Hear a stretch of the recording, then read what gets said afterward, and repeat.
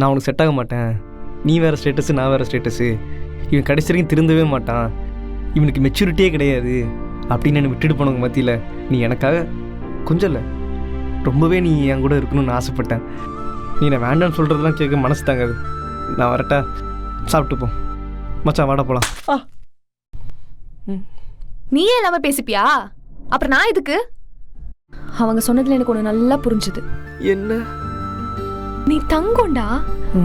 உன்ன மாதிரி பையன்லாம் யாருக்கு கிடைப்பாங்கன்னு எனக்கு சத்தியமா தெரியல. ஆனா எனக்கு கிடைச்சிருக்கு.